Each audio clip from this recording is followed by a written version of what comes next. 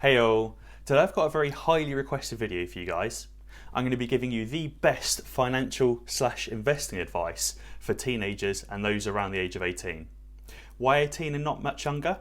18 is usually the age where you can open a credit card or an investing account, and is around the time where you've got to make a lot of important decisions. But this video is also applicable if you're just getting into investing and building wealth for the future. I'm going to be covering a bunch of topics in this video, so I'll add some timestamps down below in the description so you can fast forward to specific parts that you want to watch. I'm also going to need you to give the video a like and subscribe to the channel if you haven't already, so that as many people as possible can see this video and set themselves up for a successful future. My first tip is to learn the best way to save for you. A lot of people behave very differently when they start earning money.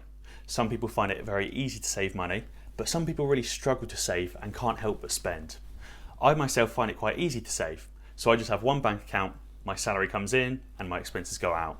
I have a very frugal mindset, and before I buy something, I always consider whether I really need it and whether it's going to make my life better. And because I have this mindset, I really don't spend that much money each month, and it's really easy for me to put money away and save it. Now, a lot of people don't have this mindset, and that's absolutely fine because you can still be really successful without it. You just need to be a little bit more creative. Some of my friends get so overwhelmed with having money that they just go out and spend it on payday or within a few days, and they just have this urge to spend as much as they can each month. So what they've done is opened a second bank account with a different bank. Let's say you typically bank at Barclays and you have the app and you can see all your money coming in and then you go and spend it. Maybe try and open an account with NatWest and don't download the app and give your debit card to your parents or a family member. That way you won't be able to spend any money that you put into that account. Set up a direct debit to transfer a few £100s a month out of your Barclays account into your NatWest account, and you can kind of consider that money spent or gone, but actually you're saving it. Now you can really up your saving with this one top tip. Let's say you've started a full-time job and you get paid £1,500 a month, and your expenditure for rent, clothes, food and bills is £1,200, so you can save £300 a month. Let's assume you get a pay rise after a year to £1,800 a month. The trick is to save the additional £300 that you get from that pay rise every month. Don't just increase your spending for the sake of it. Continue to spend the £1,200, but now you'll be able to save £600 a month instead of £300 a month. Next time you get a pay rise, keep your spending at £1,200 and you'll be able to save £900 or £1,200 a month every month. Tip number 2 is to learn the basics to investing for a long future. And what I mean by this is to invest sensibly in more secured products such as ETFs or large cap stocks, and invest for the long term. Now I do want to caveat this and say that investing is by no means a guaranteed return, and it's entirely speculative. You could make some money or you could lose some. It's not like you're being paid a salary for work that you've done. But you can definitely minimise this risk when investing. If you pick large cap stocks that consistently generate billions and billions of pounds profit, such as Apple or Coca Cola or American Express, it's less likely that this company is going to go bust and that you'll lose all your money. I would definitely advise doing some research into what trading platforms are out there. Find one that works best for you and get used to using it. I'm going to make a video soon on investing for beginners and how to open your first trading account and showing you how to use the platform. I've also already made a video on what I think are the top 5 stocks to invest in during the crisis. Next up is to get a credit card and to start building credit score. Credit cards are great when used correctly and really important for your future. If you want to buy expensive things like a house or a car, you could save up 100% of the cash required. But obviously if you want to buy a house, that means saving up over £200,000. Or if you live in London, that probably means you've got to save up £500,000 or £1 million. And that's why loans and mortgages are available for you to use, so that you need less cash to buy something like a house or a car. A bank will lend you up to 90% of the value of the house, so you only have to save up about a 10% deposit, which is around 20 grand. But to prove to the bank that you're trustworthy and that you can pay it back, you need to have a good credit score. I've explained previously what a credit score actually is and how it works, so effectively you want to focus on getting this score as high as you can. This way, a bank will lend you more money at a better rate to make it easier for you to go out and buy a house or finance a car. The best way to increase your credit score and max it out is to get a credit card and spend a little bit on it each month and make sure that you pay it off on time. Just set up a direct debit to pay it off at the start or the end of each month. Credit cards are also great to get you out of some sticky situations, especially when you're just starting off.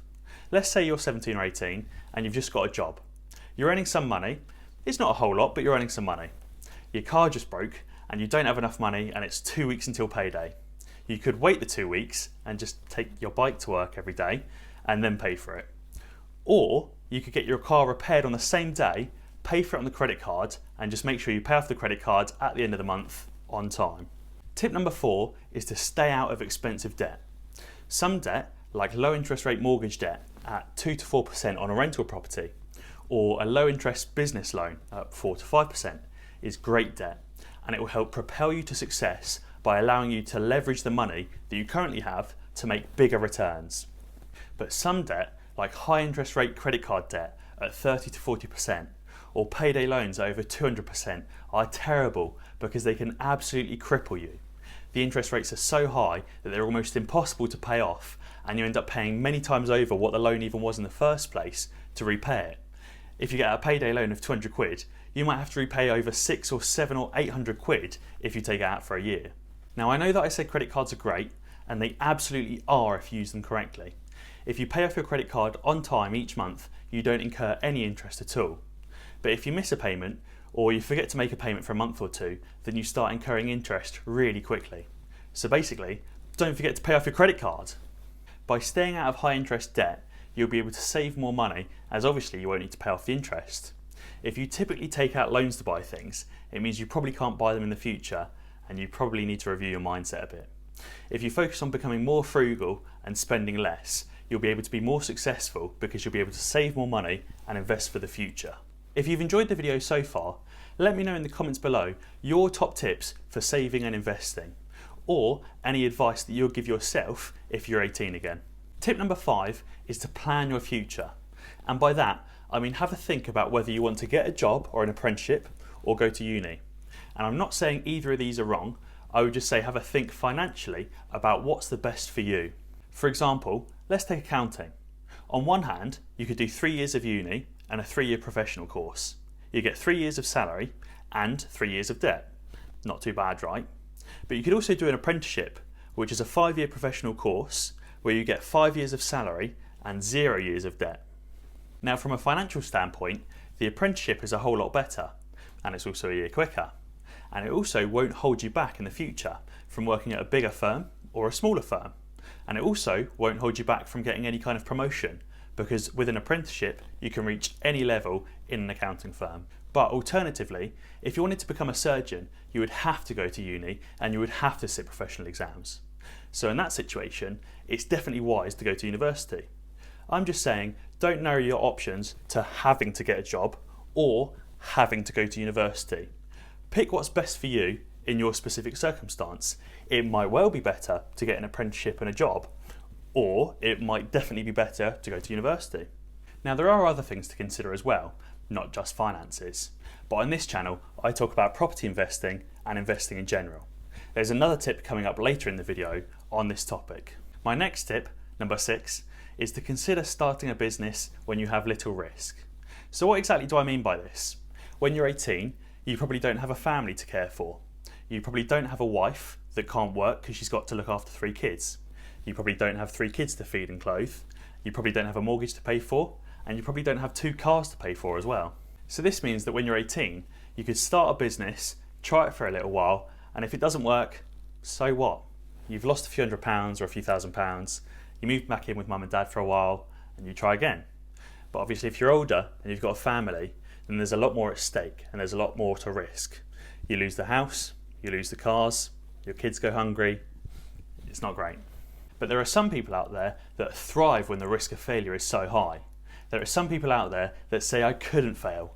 I absolutely couldn't fail because the risks of failure were just so high and I'd rather be dead than fail.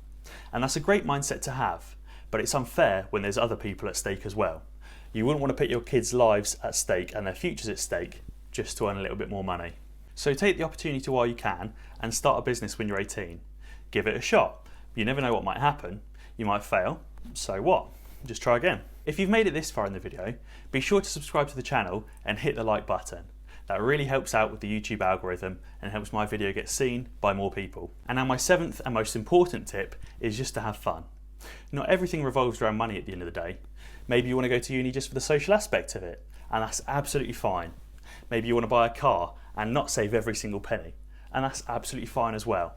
No one can really tell you that you're making the wrong decision because it's your choice on what you want to do. Unless you're taking out a 200% interest payday loan, that's probably the wrong decision because there's probably a cheaper alternative. If you want to learn more about property investing or investing in general, then subscribe to the channel and ding the notification bell. This way, you'll be alerted when I upload a new video. Cheers.